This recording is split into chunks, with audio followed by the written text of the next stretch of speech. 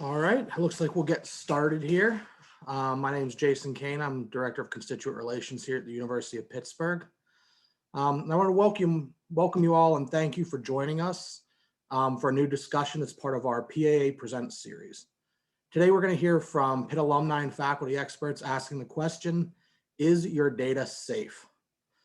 This is something we're all living with. The more devices we use and the more remote we've become, it's an even bigger question than it was before. So let me introduce our panelists to you first and then the moderator.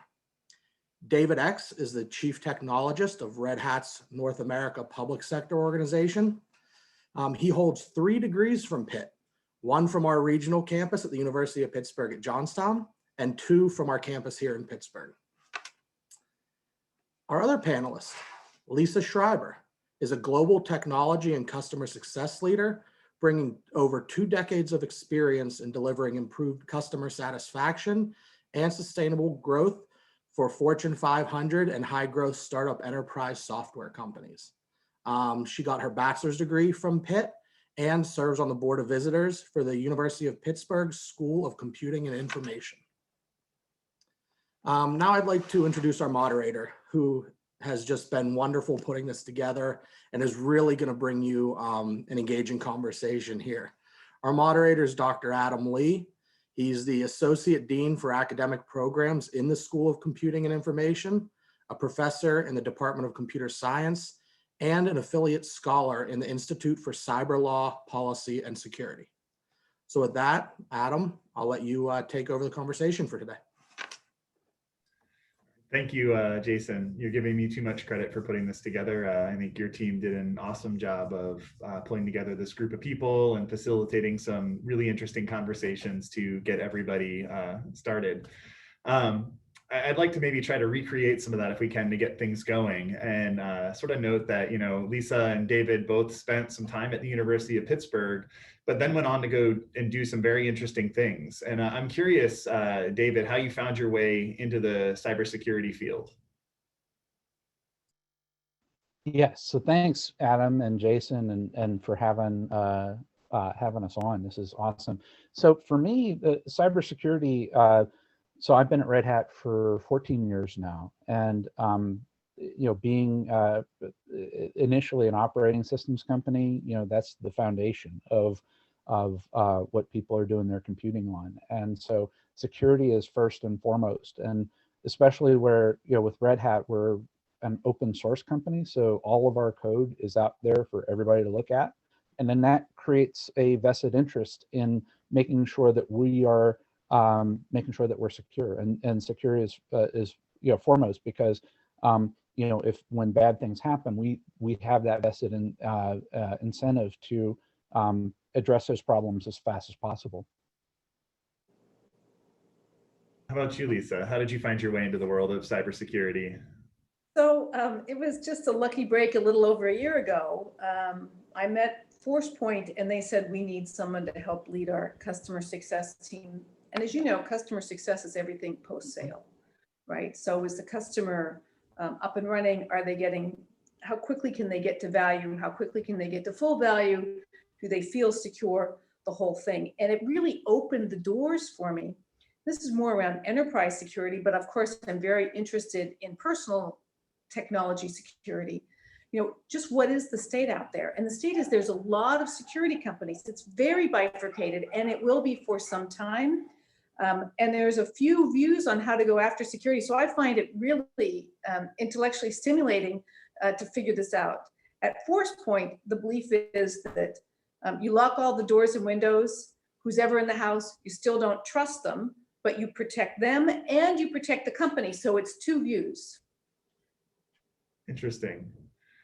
So, you know, as you've both kind of hinted at, there's really no getting away from cybersecurity issues these days. They're a mainstream issue that's no longer the problem of just systems administrators. You know, your companies are worrying about it, individuals are worrying about it. Within the context of your positions, how have you seen the practice of cybersecurity sort of evolve as its presence has become more and more noticeable? Yeah, so I could go. So Adam, I would say that for us, it is like I've seen this evolution where you would have the developers, and then and this is in the corporate IT sense, right? You have the developers who are developing the applications that, that the customers are using. Then you have the operations, the people that are making sure that the applications are running and the systems are patched and all that.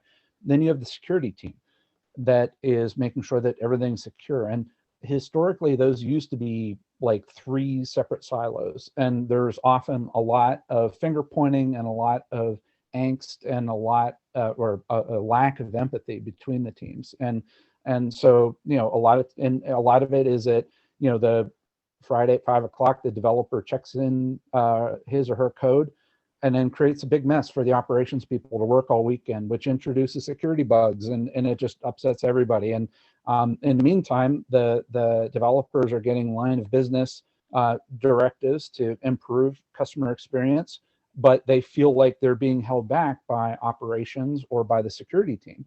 And so what I've seen though, and so that's, the historical old world, bad world, and it often happens still to this day. But what's changing is there's what they're calling DevOps, right? Where you have the developers and the operations people working together, right, in the same room. And the developers carry a pager just like the operations people. So if something breaks, guess what? That developer gets called in on the weekend because they wrote some bad code. And so that worked out really well between the dev silo and the ops silo.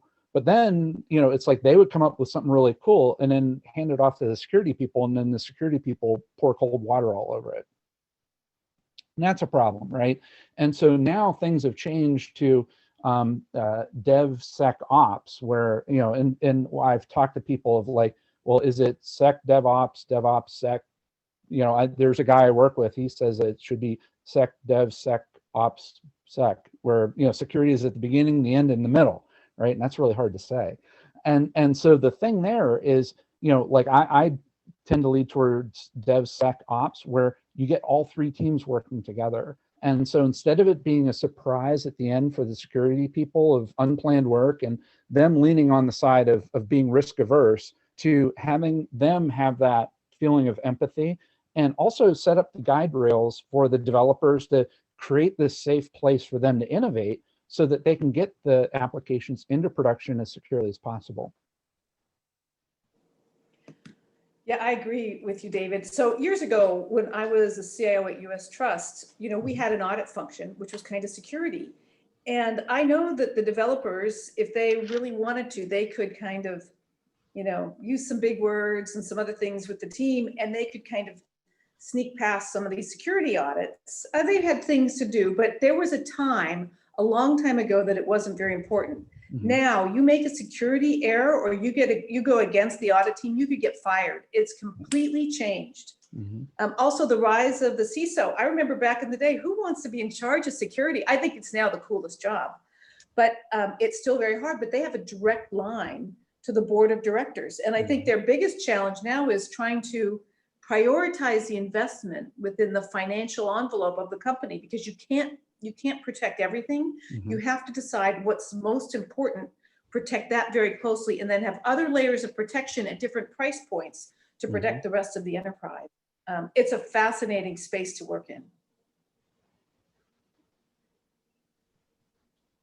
So culturally, what's this doing within organizations, right? So I have colleagues that work in human-computer interaction, and they say the same thing, right? You should design it in, not bolt it on. I have, colleagues that work on DEI issues, same thing. It should be baked in, not bolted on.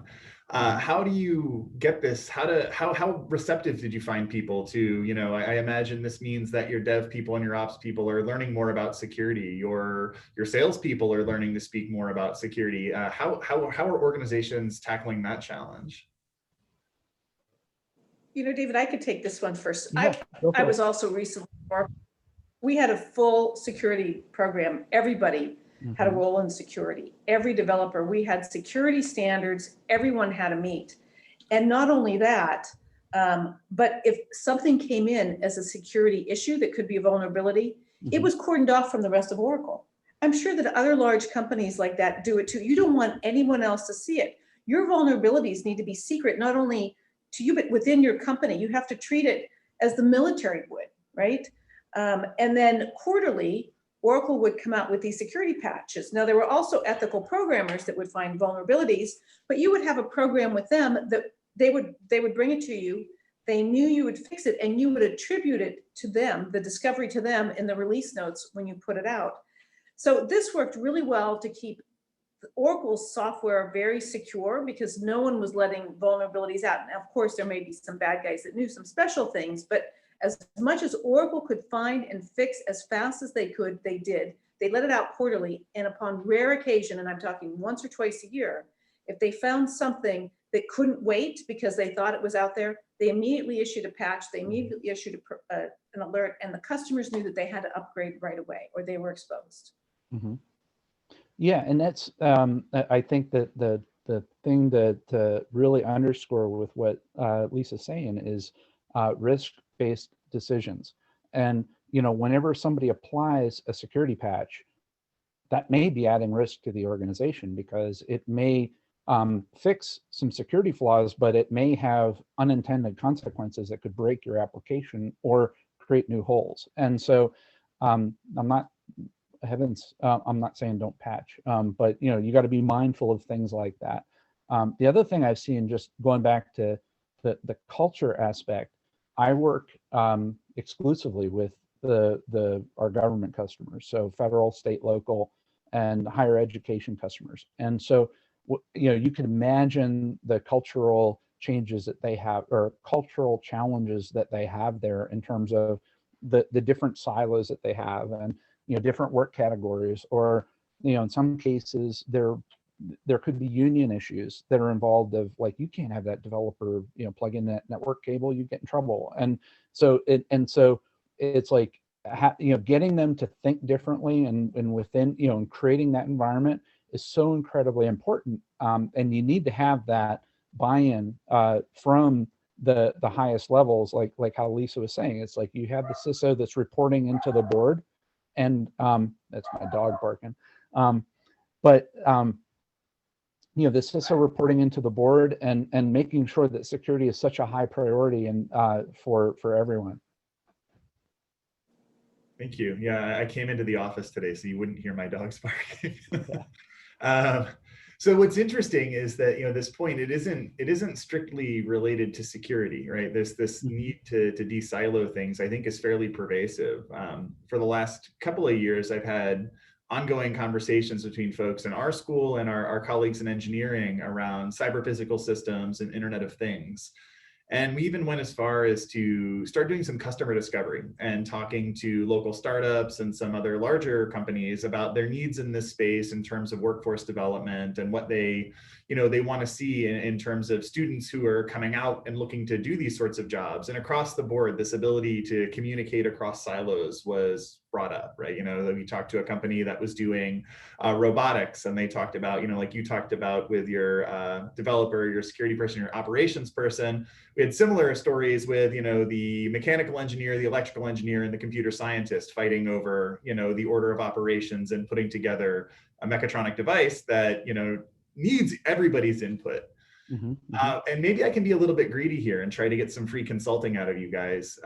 But from the perspective of our students and our faculty who might be on the call here, what are some ways that we can start trying to push that type of thinking into the curriculum? So are there ways that we could design projects or classes or experiences to get our students thinking in this more collaborative manner before they even find themselves on the wrong side of a security vulnerability? Lisa, David, do you want to go? start with this one? I'll can. go as soon as you're done. Okay. Go ahead. Yeah. So and I'm just thinking back to my time at, with Dr. Mose, and I'm learning network programming from him, right? And all the late nights that, that I was working on my applications, and hey, I got my application to work, I'm done, right? And so many times your developers are so focused on the, does the code do what it's supposed to do? And then they stop there, right? And in my case, I would hand the code in, get graded, and do all right.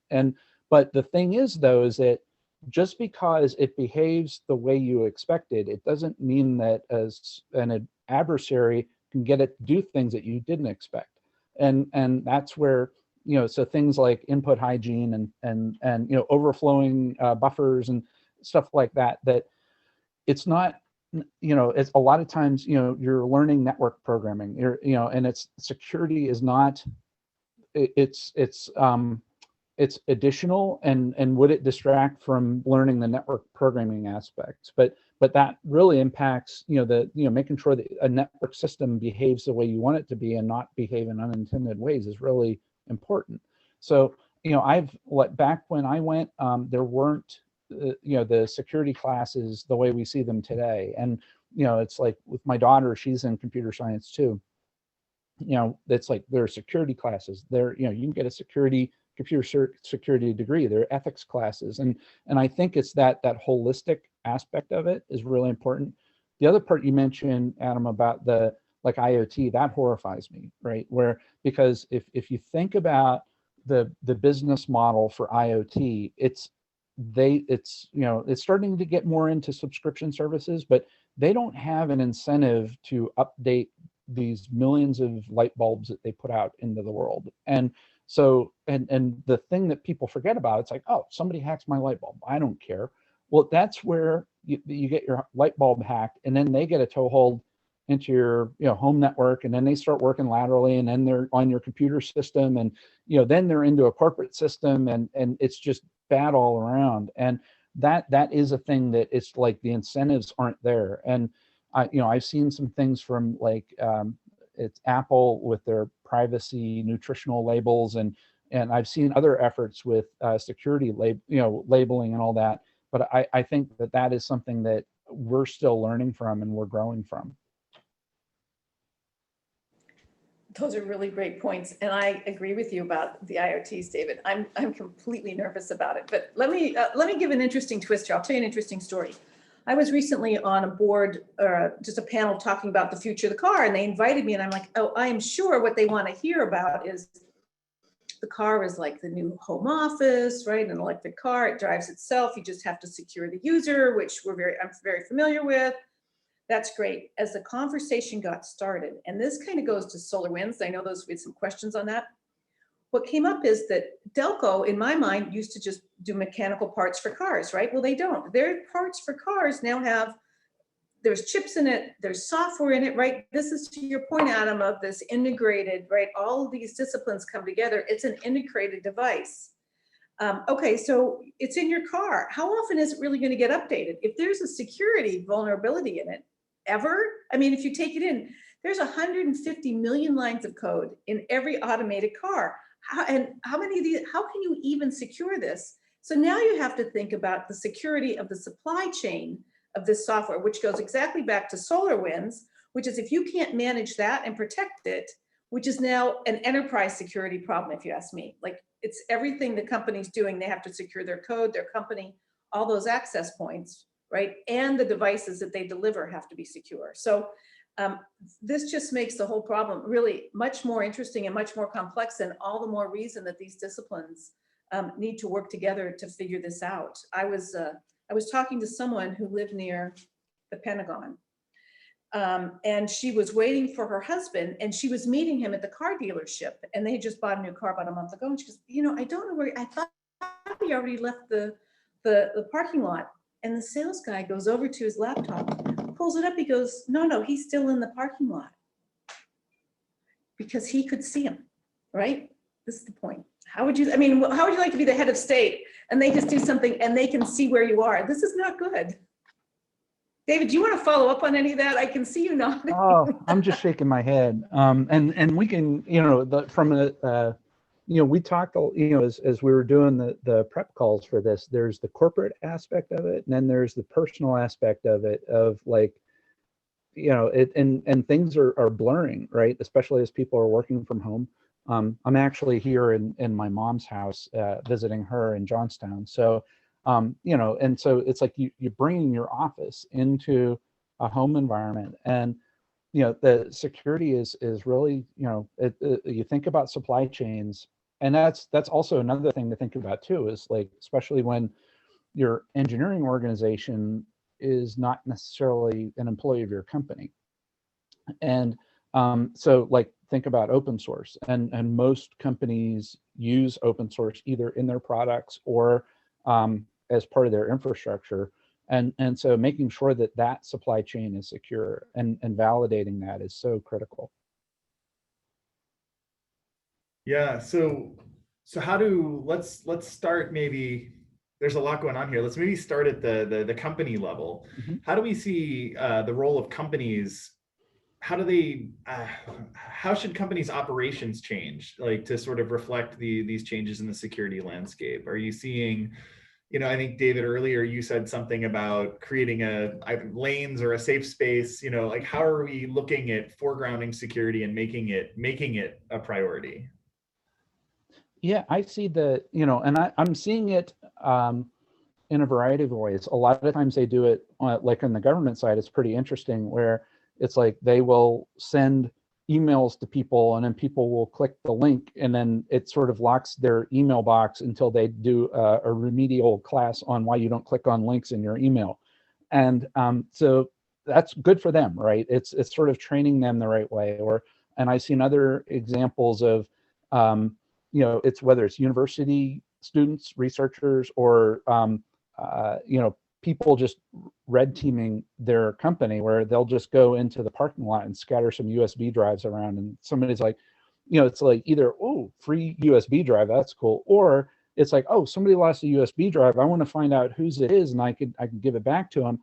They plug it into their computer, and then all of a sudden their computer's taken over. And then that signs them up for a remedial class on why you don't plug USB drives in that you just find literally off the street. And so, I think there are a lot of things there that people, have to do. I know at least at Red Hat, every year we have security training of like, we got to do things the right way. And and I know also working with a lot of folks in whether it's the government or the systems integrator community, there is that balance where, you have nation state actors that are trying to steal intellectual property from, whether it's, the IT industry or the defense industry. And so they have things really locked down, but and so I really feel for them because they may have these very constrictive environments due to the nature of the threat that they have, but that can also limit innovation in terms of what they can do. It's like for me, it's like if I do, we use G Suite at Red Hat, and so if somebody emails me a Word doc attachment, I lose my mind in terms of revision tracking, and it's like, no, we're doing a Google Doc so we could all collaborate together, because it's like I just can't handle that, right? And so it's just a matter of like, where do you draw that line? How do you balance things in terms of that risk-based assessment to make sure that you're secure to the point that you're not stifling innovation. And Lisa, I know you've had some experience with startups and things in the past, right? And so if you want to talk about innovation, right? So these are the big innovators. How do you see this playing in, like in the startup spin up and acquisition cycles? Is the role of security changing here? Like, do you have predictions on, what people should be thinking about with their startups? Oh yeah, I think security has to be table stakes. I mean, look, if you want to play roulette, I shouldn't say Russian roulette, but if you want to be risky, don't ask your startup or whatever new software you're trying what they do for security. No, these are questions you have to ask. In the old days, a startup, the questions would be, if you were a large mission critical company, can you support me in the off hours? Can you bring me what I need? I mean, I see your cool software, but can you really deliver what's on the other side? And when I was at Golden Gate, I was part of the sales team in a sense, because I had to stand up to that. I think now with startups, you have to bring in their chief security officer and say, what are you doing to protect me? And be sure you understand it, because you still want the innovation. We need the innovation, but you need it securely. So I wouldn't say stay away from them. I would say open your eyes and ask the questions. Yeah, and if I could add on to that with the startups, not to pick on the startups, but that's very much back to my point when taking my network programming class with Dr. Mose of hey, my code worked, I checked it in. The venture capital, the startups, they have a finite amount of venture capital and they're trying to reach an exit, right? And so so they could invest in features, they can invest in marketing and creating a bigger market for themselves, or they could invest in security. And this is where, are people seeing security as a feature, or are they seeing it as a cost center? And, for a lot of times with the startups, that's where, it's like a lot of times when companies buy startups, you get the source code, and especially when you try to open source it, you see a lot of the corners that were cut in order to get to that MVP, to get the cash out. And so then it requires a lot of engineering work to actually bring it up to the standards that a small, medium, or large size corporation would have.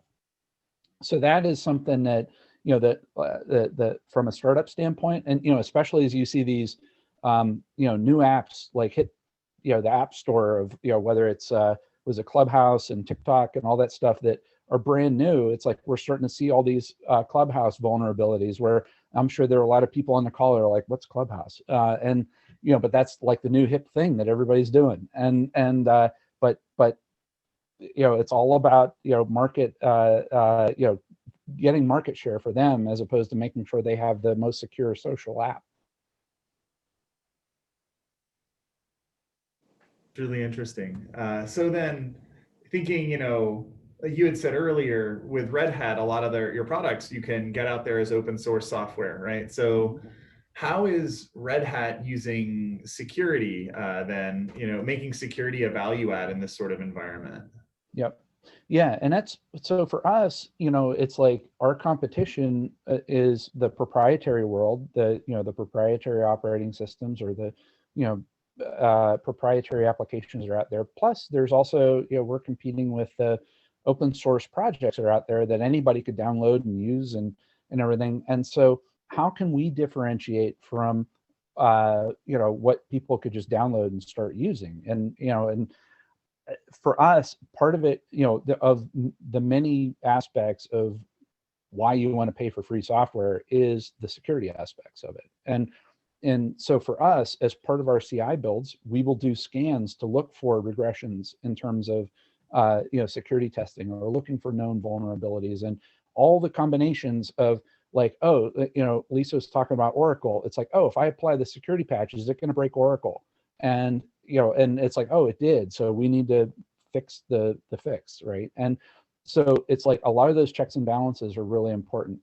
Another thing is like the certification. So like in the government world, there are two things that are of big importance to the US federal government. One of them is the Common Criteria certification. And then there's another one that is Fips validated cryptography by Nist. And so with Fips validated cryptography, that is essentially what cryptographic algorithms are you using? Are they out of date? Are they behaving the way they should be? And this is where there's a third party, that it would be Nist or a lab, that they would come in with the lab coats and the clipboards, that they're not only looking at how the binary behaves, but they're also looking at our engineering processes. So it's that good housekeeping seal of approval that it's like, yeah, it's like we're not doing very sloppy things from a security standpoint of, so they look at not just how the binary behaves, but they look at the source code, they look at our processes. And those are things that don't happen in the open source community. It's more of a leap of faith to make sure that the community is doing the right thing. And a lot of times, the open source community people are scratching an itch that is solving a technical problem where security isn't front of mind for them. And that is one of the differences between commercially supported open source and open source projects. That's interesting. And David, in many respects, if I could just add that, sorry, Adam, if I could just add to that for a second. In many respects, someone who doesn't, if they don't take software from a company like yours that's really checked the security and the integration with other applications, they're really taking that work on themselves, whether they realize it or not, which is a great amount of work. And they're probably really not, I don't mean to say it in a bad way, fully qualified to do it unless you have the security experts and others that can really go through it. Better leave it to the experts that Red Hat has, unless you have many of your own, right? Yep. No, that's totally right. Yeah, and so this is, this gets at, I think, what both of you have hinted at in terms of risk-based decision making. And trying to weigh, do I go with the open source product? Do I go with somebody who's put more attention into it? I mean, within the enterprise, how are you guys seeing risk-based decision making play into the security decisions and the processes happening there? Lisa, I feel like you've had interesting things to say about this.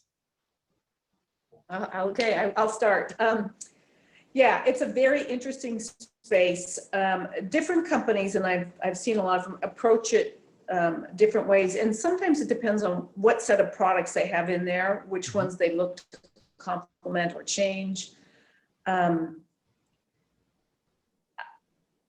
So here's what I'm seeing. They need less alerts. I mean, if you really want to boil it down, you can put a lot of security software in and you can lock all the doors and windows and get an alert for every little thing. And at some point it becomes noise and you either know how to sort it or you turn it off. So what we're trying to do is build risk profiles so that, Lisa may plug in or copy something to a printer. Perhaps she shouldn't, but that's one thing she's done in 3 years. We're not worried about Lisa. We have someone else over here who's done it 20 times in the last 2 days. Their risk score should increase. And at some point they hit the top and someone's giving them a call, because you can't follow every time one employee makes one mistake, but you can certainly follow up on, the bad actors that are doing multiple things, either cut them off, change your behavior. That's how you secure it. But there's too much noise. And I'm sure, David, you're nodding. I've seen companies turn off security at end of quarter, Black Friday, all of this stuff, because they don't even know what to do with it. Yep. Yeah, and that's the other interesting thing of the signs of hope, and the things that I'm looking forward to is the application of artificial intelligence to use like behavioral modeling to see how people are engaging with systems. So first and foremost, doing things like we call it RBAC, role-based access control. So people have certain roles that they could only do certain things. And like in the case of Red Hat Enterprise Linux, you could actually separate the role for a system administrator from a security administrator. A security administrator cannot install software, but the system administrator can. The system administrator cannot turn off the firewall, but the security administrator can. And so by having that role-based access control, that's really important. The other thing though is with the AI-based modeling of how people behave, it's the type of thing that you could train an AI to know that, oh, well, Dave logs in at 8 and he logs out at 6, and this is, he accesses these things. But if I'm in Johnstown and and then all of a sudden 15 minutes later I'm in some place on another continent, that's probably a red flag. And so that should set that alert off, like Lisa was saying, to have that that signal come through the noise that behaviorally something wrong is happening, or I'm accessing something I've never accessed before, or I'm accessing something at a different time. It's like, what are the different behaviors that I have? And that is something I think is a very interesting field of research that is starting to come to market now. Yes, we have it now. We have it in market now. And it's fascinating because you're right. These behaviors help you get what we call left of breach, right? Anything you can figure out about an actor before they act completely on something saves you. And we could go down the most recent large newsworthy breaches. And if you had just gotten left of breach a little sooner, what you could have saved, and all the signs were there. But we now have products out there that can show us. So let's say I'm in finance. The end of every quarter, I'm pretty busy touching all the finance records, but during the rest of the quarter, I'm not. That's my behavior. Or I'm logging in from Johnstown, which is not far from my hometown. That's my behavior. But when I log in from the Ukraine, and I didn't have tickets to the Ukraine, I didn't have business tickets or something else, or I'm not, what is that about, right? In there is also another message though. Employees should assume everything they do is recorded and probably monitored. I have a separate computer, right? I have a separate phone. Look, I'm happy for the company to see what I'm doing when I work for them, but I don't want anything personal to be tracked. And the only way to do that is to start to separate those two lives. And you start with the devices. Mm-hmm. So then if we wanted to help individuals get left of breach, as you're saying, what would be your one recommendation about, the single most important digital asset or the single most action somebody could take to make a good risk decision and to, kind of keep themselves from being on the wrong side of things? Well, for me, I would say two related things. One is, for heaven's sake, don't reuse passwords, period, right? Actually, three things. Don't reuse passwords. Use a password manager so that, it's like you have different passwords for everything and they're used all over the place. The third thing is using multi-factor authentication. So I'm sure many of you use that where you have something like a YubiKey like I have that will generate a number, so you enter your password and it'll generate a number, or you have an app on your phone. And so that is super important because even if somebody gets your passwords, if they don't have that second factor, they can't log in. And I guess, okay, I'll give you four things. The last thing is, I've protecting your email. That is your email account is the thing that you want to absolutely protect the most, because if somebody hacks your email, they could go around and do password resets for all the different accounts you have, and then get in. And I've seen that happen where, it's like people would, they get their Twitter account and their bank accounts and their iTunes account and they would just get totally cleaned out. And it's just really bad. So, make sure that you're really protecting your email password.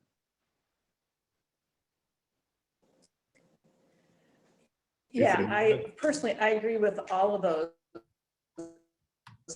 And when, and when what was the financial company, was it Fiserv? Which one had the big security breach?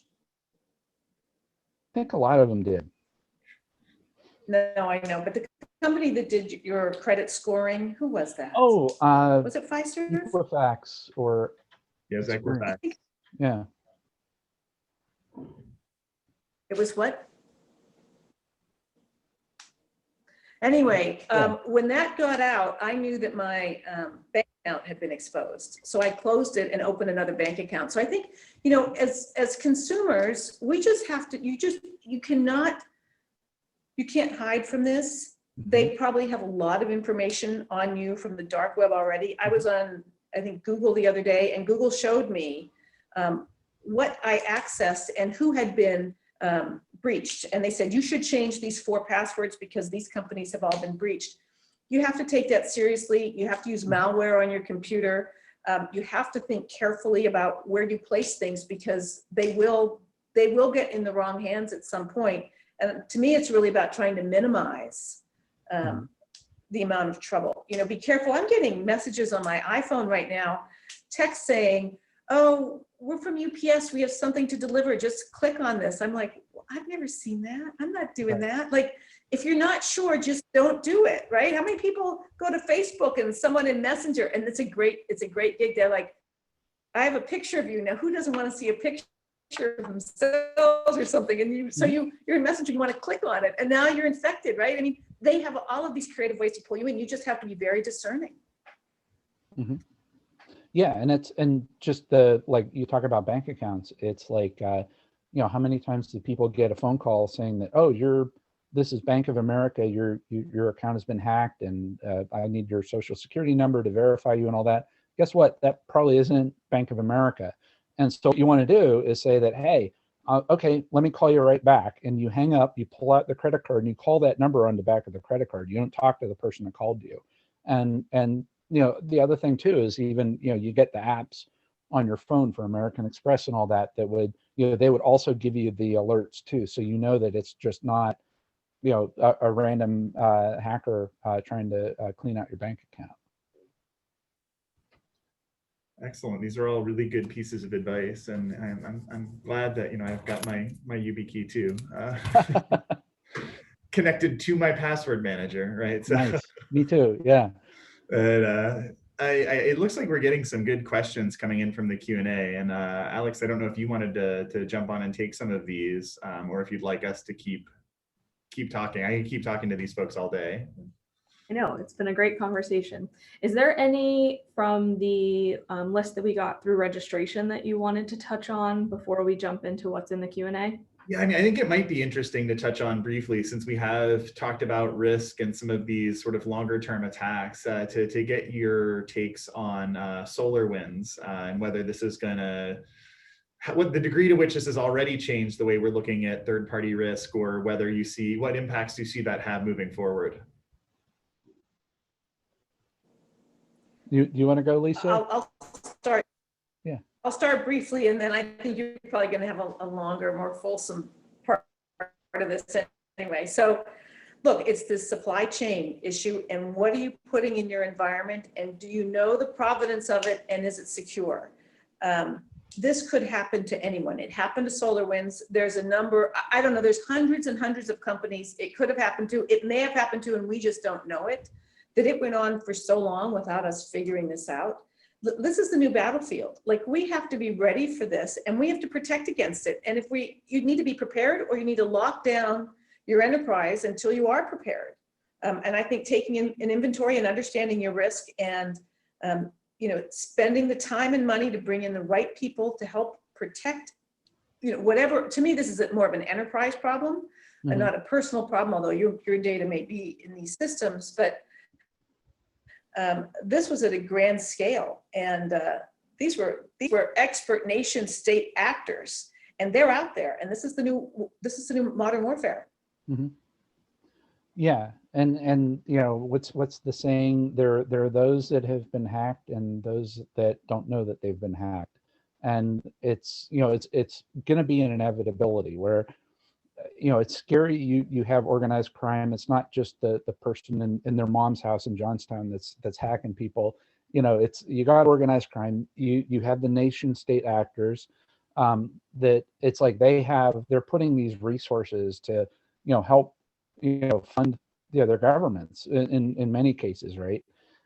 So that's pretty scary, and so it is a function of as individuals, we need to make those risk-based decisions of how much data do we want to give to particular companies. And I'm starting to see whether there's GDPR, there's the similar GDPR like legislation in California, and it's starting to crop up with other states. And so that is becoming compelling. But I still think that you could legislate as much as you want, but look at the do not call registry, where my mom gets about 5 calls a day from the somebody that wants to help them out with whatever, and it's really bad people calling. So these are the types of decisions that we need to make of oh, hey, this new cool hip app is out. How much data do I want to give it? How much do I? And the other thing to remember is that data, once it's out, it's gone, right? And think about your DNA, right? It's or biometrics, right? It's you're not going to get new fingerprints. You're not going to get a new retina to be scanned, and or DNA, and so those are the types of things that you need to guard yourself, and it starts with you in terms of making sure that those are the you got to make that conscious decision. Don't just blindly hit I agree.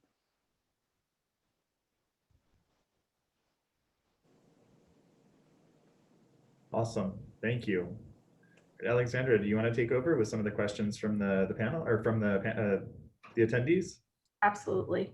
I think David might have kind of touched on this just a second ago, but the first question we got is that someone is wondering which type of data is most vulnerable.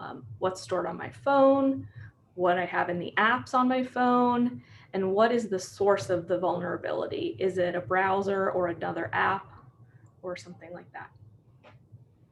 Yeah, so so there's so much data that we have on our phones. It's crazy, right?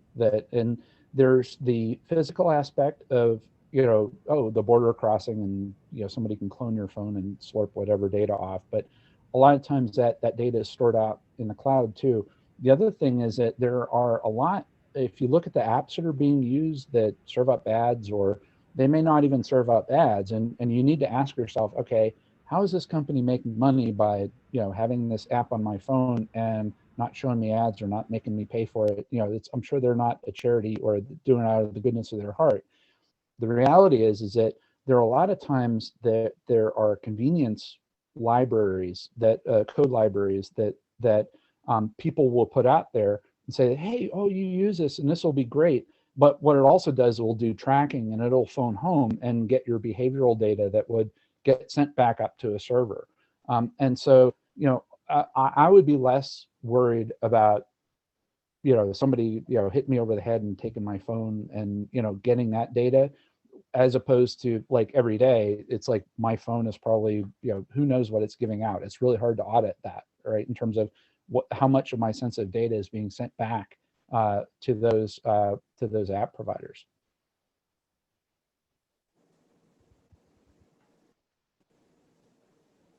Yeah, no, I guess to add on, I'd say, the most vulnerable data is probably the data you don't think is vulnerable. And I think that gets at, what David's saying here.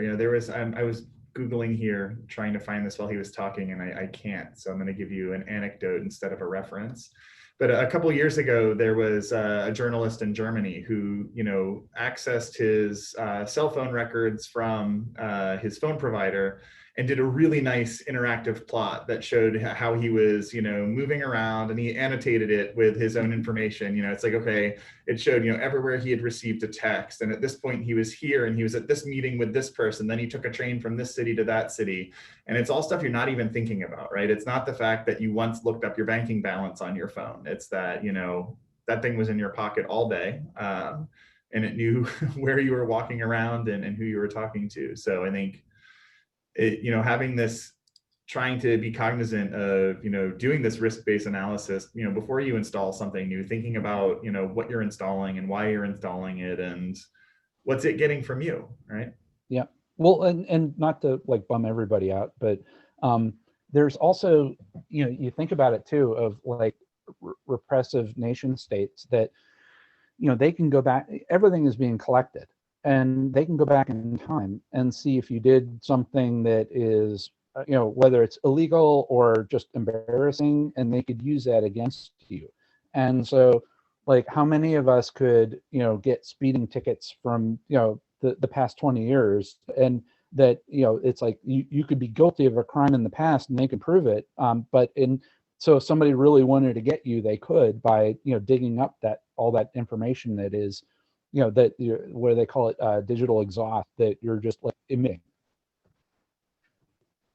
Yeah, and this is, we're seeing it's really scary.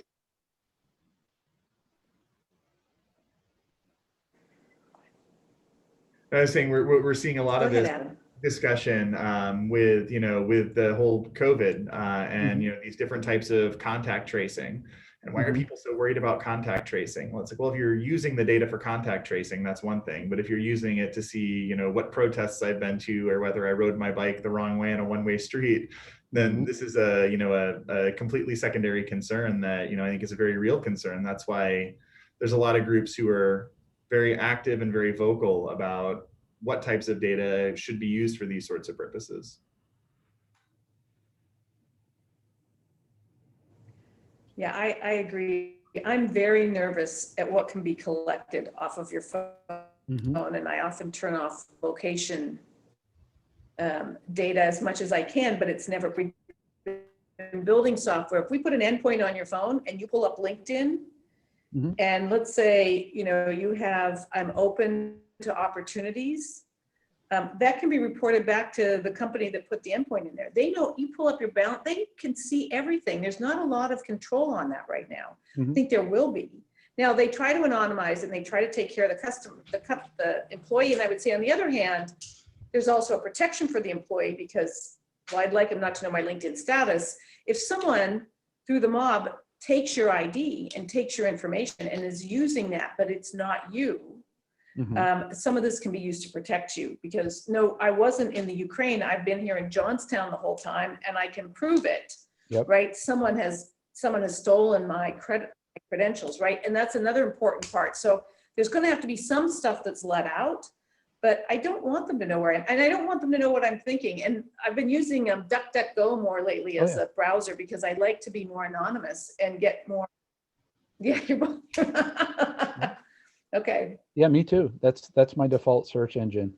And yeah, no, for sure. And you know, there's so many things too, like with the, like even you turn location services off, I can, if I have Bluetooth on and I have Wi-Fi on, and even, you know, the cell data on, I know what towers I'm walking past. You know, the Bluetooth, there are Bluetooth beacons in stores that know, you know, what display you walk past.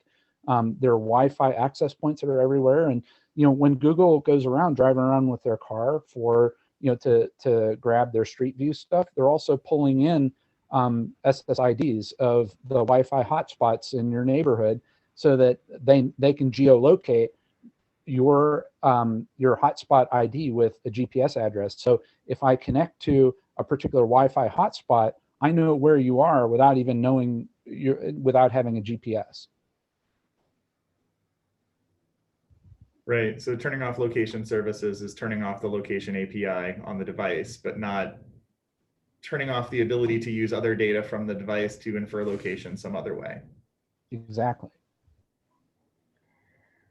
Okay, so the next question is the risk associated with data security more of a technological problem or more of a human behavior problem? This person gives the example, it seems like an employee with a USB might be more of a threat to an organization than actually a hacker.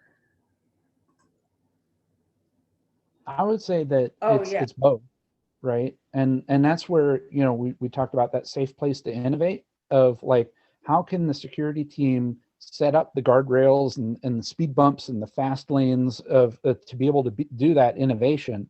You know, a lot of times people talk about shadow IT, that it's like, the heck with dealing with the IT org. I'm just going to pull out my credit card and run something on AWS or pull up some software as a service. And so, you know, it's incumbent on the IT organization to make sure that they are creating that safe place to innovate.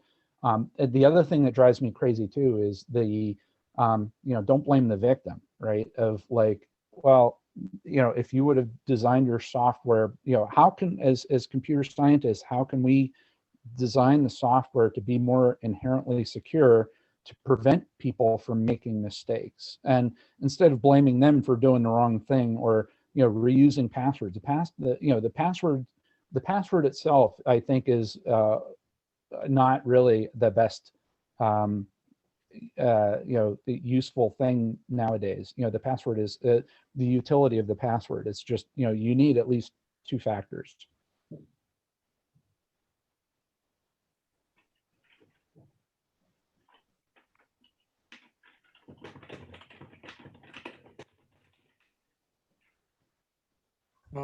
Well, I'll jump in here.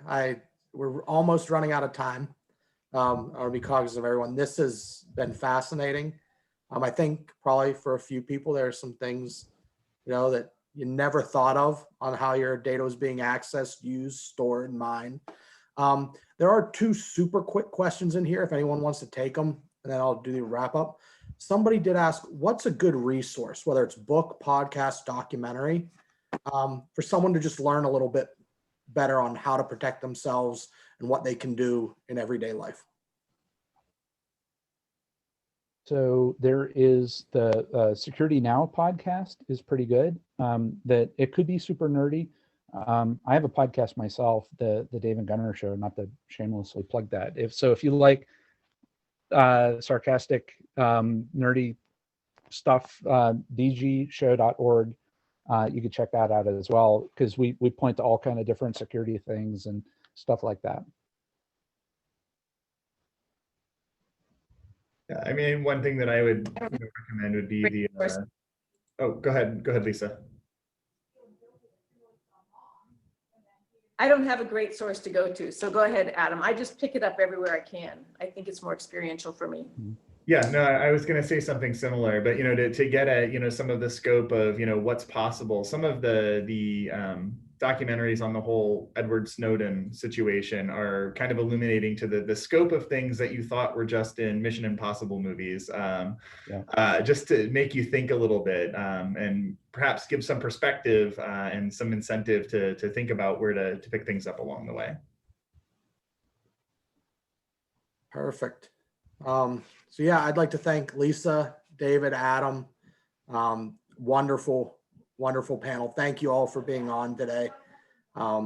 It was so great, just to hear the insight coming from here, and as Pitt alumni and Pitt faculty for sharing your time with all of us, for Alexandra for running the show behind, always makes this run really smoothly.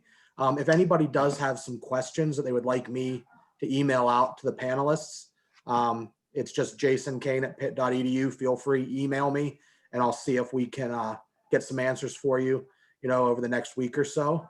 Because we did have a few more questions come in here at the end, which are pretty good and interesting. But I'd just like to say thank you to you all. And, hopefully maybe we do this again next year when we can have some in person and some virtual and see how things have changed. I love that. Fun. That would be great. Thank you, everybody. See y'all. Bye. Thanks. Thank you. Thank you.